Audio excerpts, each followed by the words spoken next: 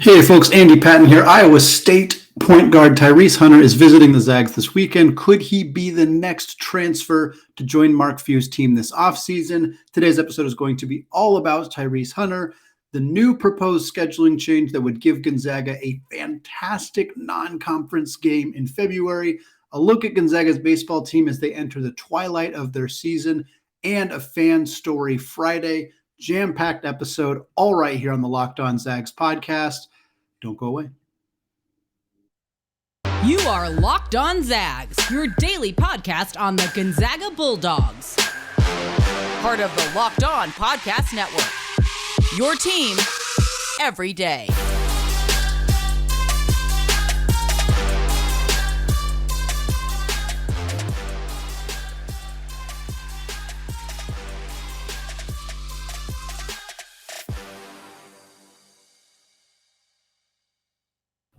What is going on, y'all? Welcome to the Locked On Zags podcast, part of the Locked On Podcast Network, your team every day.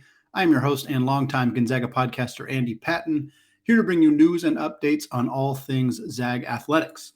I also want to thank all of you who have continued to make Locked On Zags your first listen of the day, as well as those of you who have checked the show out on YouTube. Over 600 subscribers now, trying to get to 1,000. We got the whole rest of the summer to get there. The goal is 1,000 by the start of the college basketball season. So if you're a listener to this podcast and you have not done so yet, just go to youtube.com, search Locked On Zags, and hit that subscribe button. Handful of different topics today. We're going to start things off talking about the biggest news about the next potential Zag. That is Tyrese Hunter from Iowa State. He is visiting Spokane this upcoming weekend. The reports right now show Hunter having an interest in a handful of different schools. Most of what I'm hearing indicates that he is between Gonzaga and Kansas, the same two schools that Texas Tech transfer Kevin McCullar is deciding between as well. Pretty good chance the Zags land one of these two guys. It's not exactly clear which one. It sort of depends on what's going on with Julian Strawther, as McCullar plays a more similar position to Strawther, whereas Hunter is more of a traditional point guard. Talk a little bit about Hunter. I've talked about him a handful of times on this show already. He's been brought up on Mailbag Monday. He's been brought up in a couple other episodes. But just as a reminder, Hunter was a true freshman at Iowa State last year. For the Cyclones, he averaged 11 points, 5 assists, and 2 steals. Again, for Iowa State, a surprise team that was very, very bad the years before that. That was part of the reason that Ross Bolton transferred away from there and came to Gonzaga. But Iowa State was pretty darn good last year. They ended up fading pretty hard down the stretch, but had a very good start to the season. Hunter was a big part of the reason why. He was a top 40 prospect in the class of 2021, so he came in to Iowa State with some pedigree. Came out of the gates firing. Not a lot of dudes in Power 5 programs average 5 assists per game. To do it as a true freshman is exceptionally impressive. He is a very, very gifted passer. He is a gifted scorer as well. He's not a great outside shooter, which is unfortunate because that is an area that Gonzaga should be looking to add to the team, not necessarily adding good guards who aren't great outside shooters. Hunter Salas is a phenomenal scoring guard who has not displayed those outside shooting tendencies just yet. Nolan Hickman, I think, will develop into more of an outside shooter, but thus far has not been great at that either.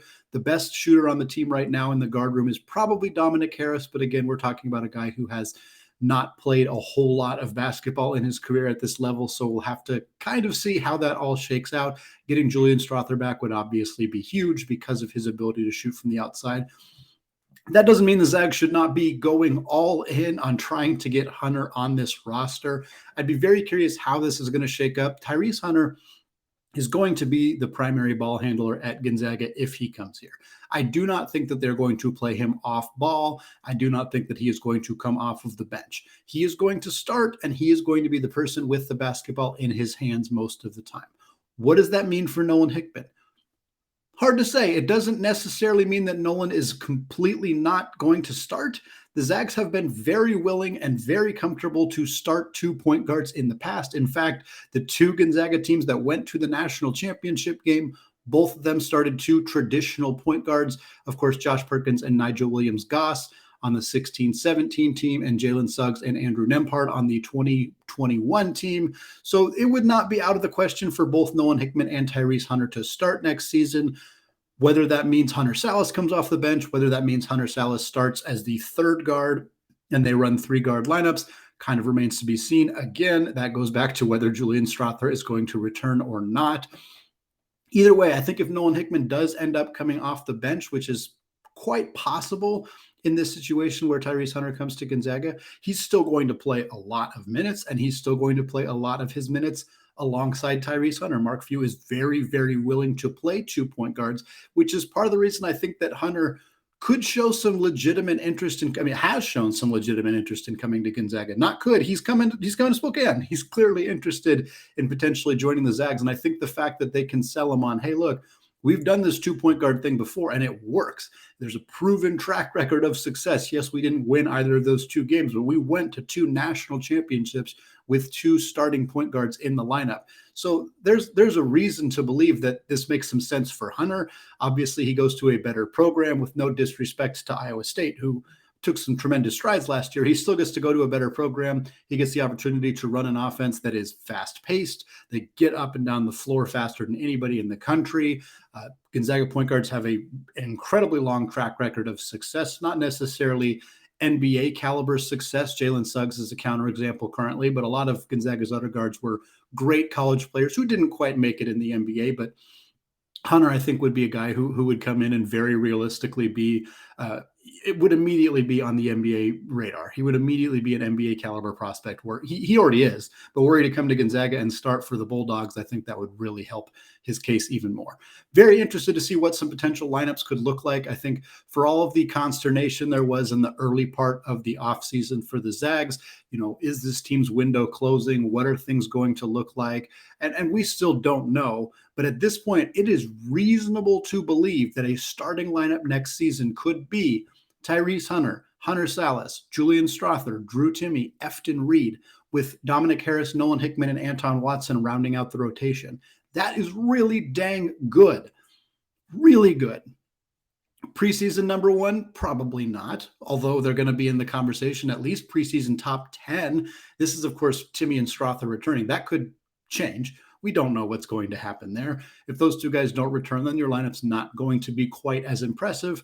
And again, Tyrese Hunter is far from a sure thing coming to Gonzaga here. But the fact that he's checking out the campus, the fact that it's more or less down to 2 teams, at least according to some sources, is a pretty good sign that there's a realistic chance that this kid's going to end up in Spokane, which would be another tremendous, tremendous add for Mark Few's staff. All right, before we get into the second segment, I want to talk about the bracket busters. For those of you who missed this, Matt Norlander of CBS reported a scheduling initiative that is being discussed. It was initially raised by Brian Thornton, who's the commissioner of the Western Athletic Conference, the WAC. 22 of 32 Division I conferences have shown interest in this, what Norlander called bracket busters on steroids. I'm going to just read a direct quote from his article explaining this process, because he explained it better than I can. So let's just talk it out. Here's the quote. Here's how the first of its kind concept would work. For 1 week in February, a slew of leagues would pause their conference schedules and instead have all their members play 2 non-conference opponents. The model would have every team involved play 1 home game and 1 away game, with the majority of those games happening 3 days apart, many on Wednesday and Saturday, with the window commencing after Valentine's Day. The matchups would be decided by an algorithm that would ensure the best teams play the best teams. The games wouldn't be determined until the end of January. Think of it like a mini selection Sunday within the regular season. You could even build a television show around it. How fun would that be? Matt, my friend, that would be very fun. That would be very, very fun. There's not really any other way to look at this. An incredibly cool concept, very, very cool idea. It would allow Gonzaga to play a high-profile non-conference game close to Selection Sunday, close to the end of the regular season. This is a very, very often used criticism of the Zags. Obviously, we've heard they don't play anybody in their conference trope. But beyond that, like, Gonzaga can't control their conference.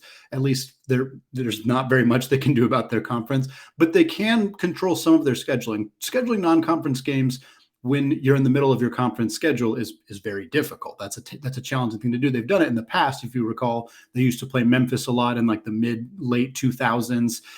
That was kind of a common February game for them. But It isn't something they've done all that much lately. This would force them to do it. It would force the whole rest of the conference to do it. And I think that it would be incredibly fun. Last year, you probably would have got Gonzaga Houston. That's probably who they would have ended up playing. I'm not sure who their second game would have gone up against because I'm not exactly sure how the algorithm would have worked. But if we're assuming the Power Six conferences are out, which they are, the Power Six conferences, that's the Power Five and the Big East, they're not going to do this. They have TV deals locked in for all of their games already. Changing their scheduling is very, very difficult. They've legislated to play as few non-conference games as possible for the most part. So they're not going to participate in this. But Gonzaga could play a team like a Houston, or they could play, a really powerful Mountain West school. They could play San Diego State. They could play, your Murray States or Morehead State or other programs like that, really high profile programs that they don't normally play otherwise. It would take away 2 non-conference games from them, but ideally Gonzaga, they're not going to remove 2 of their best non-conference games. So we're talking about replacing Northern Arizona with Houston, potentially. This is monumental. And not only replacing Northern Arizona with Houston, but replacing Northern Arizona in late December with Houston in mid-February. That's a huge benefit. Massive.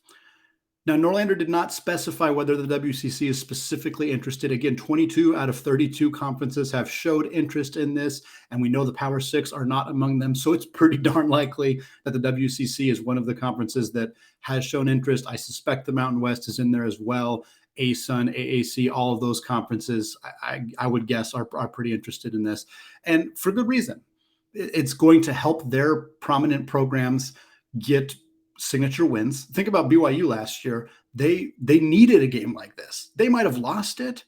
There's no guarantee that they would have won, but if they got to pick up a game, suddenly in mid-February against Wyoming, a team that scraped into the tournament with a play-in game 11 seed, and they beat Wyoming, that probably puts BYU over the edge. That probably gets them into the NCAA tournament. What if San Francisco got a chance to play Murray State at that time instead of in the NCAA tournament? Yes, a loss might have curtailed their chances of making the tournament, but a win probably bumps them up a seed. And that's what makes this so fun. I believe the article said that there was like 82 tournament games last season had they done the same thing, 83 games that would have had at least some level of tournament implications. That's a blast. That is unbelievably fun potential opportunity that this is being discussed. Now, it's probably not going to happen until 23, 24. And there's still steps that need to happen between now and then for this to actually occur. But it stands to reason that if this many people are already interested, this could probably happen. Like, this has some legitimate legs. It's very likely to be something that occurs. And whether Gonzaga is, still pursuing other options conference-wise remains to be seen. But this is still something that I think is good for college basketball, whether Gonzaga is involved or not. I think it's a fantastic type of event, and I'm really excited to see how it potentially shakes out. All right, we're going to come back in the second segment. We're going to switch gears. We're going to talk baseball. They're still ranked number 12 in the country. They head into a big weekend series against Santa Clara. Before we get there, though, let's talk about Built Bar.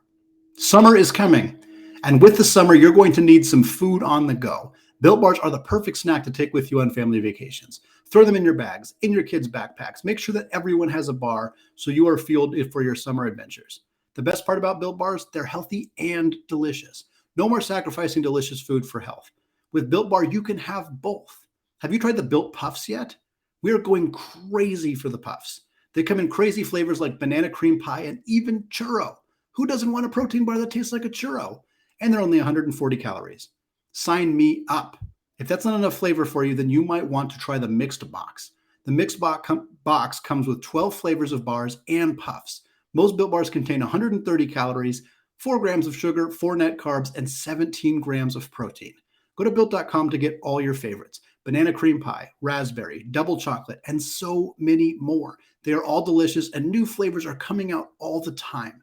Go to Built.com, use promo code LOCKED15 and get 15% off your order. That's promo code LOCKED15 for 15% off at Built.com. All right, segment 2, still Andy Patton, still locked on Zags, still talking Gonzaga's baseball program. The season rolls on. We are getting near the end of the year for the Zags. They are still the 12th ranked team in the country per D1 baseball. Again, there are multiple different sites and publications that rank the top 25 baseball teams right now. D1 baseball is the one that most places use. Again, they're 12th there. They're also 11th per Baseball America, 12th at Perfect Game, 15th at USA Today, and 8th at College Baseball Nation. So a very well-respected program.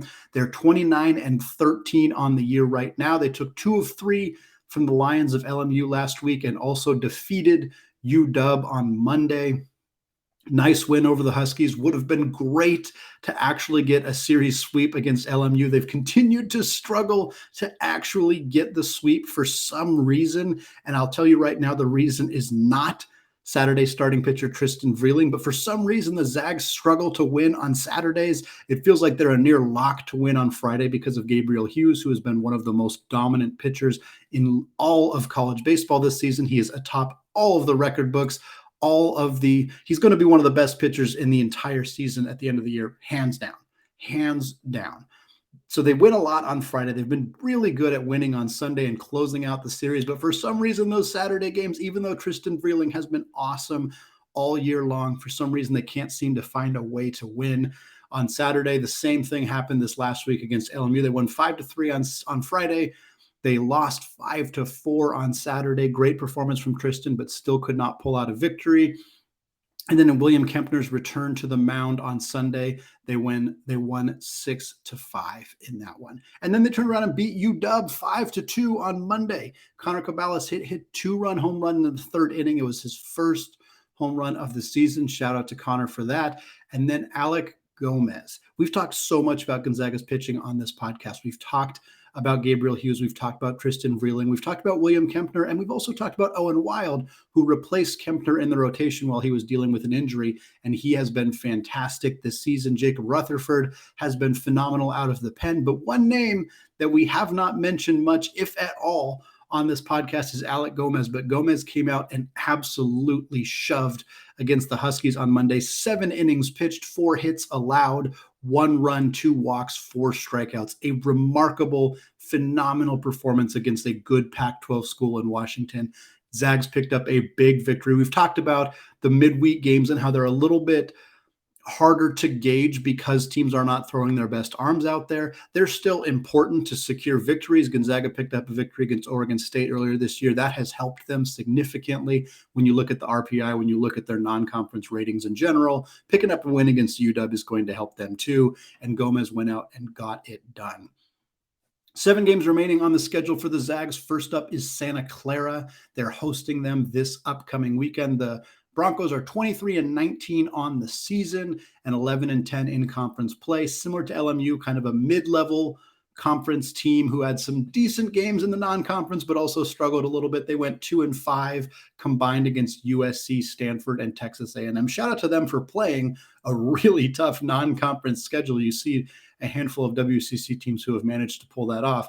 But they didn't do particularly well, but hey, that's all right. It still helps your RPI. It still helps your strength of schedule a little bit. They took 2 of 3 from the Toreros. They took 2 of 3 from St. Mary's and Pepperdine, and they swept BYU. So they've had some success this season. But at the end of the day, the Zags, they need a clean sweep here. Maybe not need, but would really help if they could take all 3 from the Broncos here. Like I said, they've been struggling to get those clean sweeps. 2 out of 3 only gets you so far. Would be really nice for them to win all 3 games against Santa Clara this weekend, because after that, there's only 4 games left, and that's it. That's for all the marbles. Right now, the Zags are right on the line of potentially hosting a regional. That's the dream. That's the goal, is not only to make it to a regional, which the Zags are almost certainly going to do.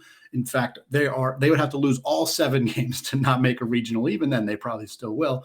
But to hosting is something that they've never done in program history. And the latest bracket reveal shows them right on the line. The top 16 teams host. They are 16th. According to that. So they're right on the line. A sweep against Santa Clara would help, but then they got a road game against Oregon on the 17th, and then they finished the year with 3 games at San Diego. Oregon and San Diego are both making the tournament. They're both playing regionals. So they got 4 final games to finish out the season against tournament caliber teams. That's huge. This is what it comes down to. It's for all the marbles. Again, the Zags are not really in serious danger of not even playing in a regional at all, but they are in serious danger of not being able to host one. And that would be a cherry on top of what has been a remarkable, incredible season for Coach Metcalf and these guys. And so getting at least, very least 2, probably 3 of these games secured for a victory, as well as a sweep against Santa Clara, that's what needs to get it done. You go 6-1 in these final 7 games. You go 5-2, maybe you still end up securing a spot hosting a regional, but it'd be really nice if the Zags could clean house here, 6-1, finish the year with 20 losses, and host yourself a regional, because what an incredible year that would be to finish things out by hosting a home game in the tournament for college baseball, something that has never happened for the Zags. All right, we're going to come back in the third segment. We're going to close out the week sharing a listener-submitted story about their fandom, about a time that they met one of the all-time greats at Gonzaga. Before we get there, though, let's talk about today's sponsor, BetOnline. The 2022 NCAA Tournament is in the books, with the win secured by Bill Self and the Jayhawks of Kansas. While the Zags unfortunately fell short of the game's pinnacle week, that does not mean fans cannot remain in on the action. BetOnline.net is your number one source for all of your betting needs and sports information. From all the latest odds, contests, and player props, you name it. BetOnline remains the best spot for all of your latest sports developments, including podcasts and reviews for all the leagues this season. And it's not just basketball. BetOnline is your continued source for all of your sports wagering information needs, including live betting and your favorite Vegas casino games. Heck, they even have lines on a fight between Will Smith and Chris Rock, should you be so inclined. Head to the website today or use your mobile device to learn more about the trends in action. BetOnline, where the game starts.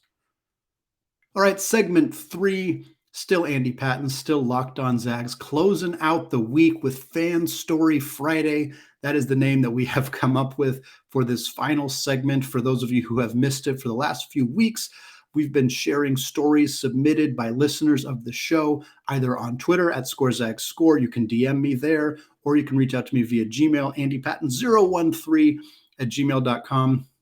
The stories generally are people talking about times that they've met a Zag, whether it's a former player, a coach, whatever it may be. It was prompted from a tweet I posted about a month ago. We've been getting tons and tons of response to that. And I think it's a nice way during the off season to close out the week, get fans an opportunity to have their story shared on the podcast.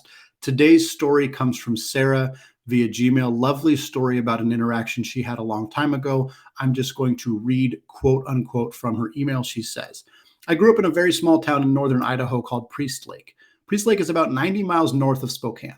I've played basketball competitively since I was in 4th grade and naturally became a Gonzaga/Mark Few fan in 1999 as a sophomore in high school on our Cinderella run. I now live in Houston and I consider myself the biggest Gonzaga fan in the state, next to my 9-year-old son, that is. Priest Lake is a very small community and only about 500 people live in the area year-round due to the harsh winters. The summer is a different story, and Priest Lake is a huge tourist attraction, and many people have summer homes on the lake or close by. With all the tourists during the summer, it was easy for me to establish a summer job at one of Priest Lake's resorts when I was just 16 years old. I was a waitress in the restaurant of the resort, which is considered a fine dining but casual restaurant. One evening in the summer of 1999, the restaurant was pretty busy, and my boss asked me if I could handle one more table. I said okay, and as I walked to the table to introduce myself and get the couple started, I stopped and couldn't believe who I was about to greet. The couple was dressed from head to toe in spandex, and both had helmets on the table. As I got closer, I knew I was correct, and I was about to meet a basketball legend. And at that point, I started to feel super nervous, and other guests in the restaurant also noticed who walked in and were whispering about it. I took a couple breaths, walked to the table, and greeted the couple. I introduced myself and asked for their drink order. The man smiled at me and said, "Nice to meet you, Sarah. This is my wife, Nada, and I am John." He didn't say his last name, but as you might have already figured out, sitting at my new table was Gonzaga and Jazz star John Stockton. John and his wife were both extremely nice and made small talk with me every time I went to the table to check on them. I was nervous the whole time and prayed I would not mess up and spill a drink on him or something. Luckily, that didn't happen, and the Stocktons ate a quick meal and rode off on their bike. I found out they had been mountain biking all day, hence the spandex outfits. John left me a very generous tip as well. Unfortunately, I was too nervous to ask him for his autograph and didn't want to be disrespectful because everyone knows John Stockton goes to Priest Lake to get away from everything. In fact, his summer home is only 2.5 miles away from the house I grew up in. Over the years, I ran into him a couple more times at the general store. He always smiled and said hello. I really wish I would have asked for his autograph. Sarah, thank you so much for sharing this story. I love this. I think it it encapsulates a lot of what Gonzaga is. I think the small town aspect of it is my particularly favorite part of the story. I'm familiar with Priest Lake. I think a lot of people who went to Gonzaga are generally familiar with Priest Lake or have friends who have been out there, have vacationed out there, whatever it may be. Mark Few has property out there. John Stockton probably still has property out there. I would imagine that he does. It's very cool that they have the ability to kind of escape and go somewhere like this and still feel, that they're not being bothered. I understand the desire to ask for his autograph and everything like that, but he probably appreciated that you did not do that. A wonderful story. The Gonzaga community is fantastic. I think when you think about other maybe bigger schools, Power 5 schools, the super icons from those programs probably cannot escape and just have pleasant conversations like that. And I think that is part of what makes the allure of Gonzaga so great, and the allure of places like Priest Lake, where people like that can escape and feel more comfortable not just being themselves in public and not being bothered. And John Stockton showing up to a restaurant in full spandex is a hilarious sight to me. And we're talking about 2002, 2003, somewhere in there, like right at the tail end of his NBA career. So shout out to Sarah for sharing the story. Shout out to John Stockton for being a respectable person at a restaurant. Not entirely surprised by that part of the story.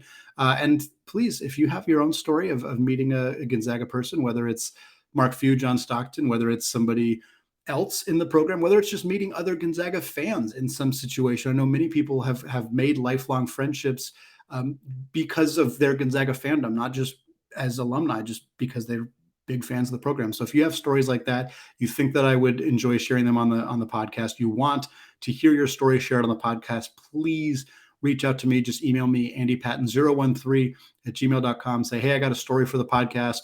Send it to me that way. Happy to share it on here when I have the opportunity to.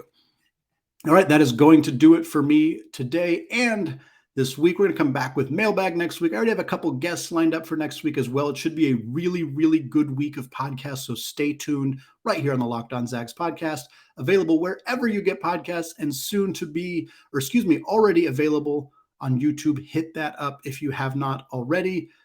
Finally, thank you again to those of you who have continued to make Locked On Zags your first listen every day. Now's a great time to make your second listen, the Locked On NBA Draft podcast. With the college basketball season wrapped up, give Rafael Barlow and a flurry of guests a listen as they prepare for the NBA draft. Hear thoughts on Chet Holmgren, Paolo Banchero, and the rest of the NBA's future stars on Locked On NBA Draft, part of the Locked On Podcast Network. All right, thank you all for listening, and go Zags.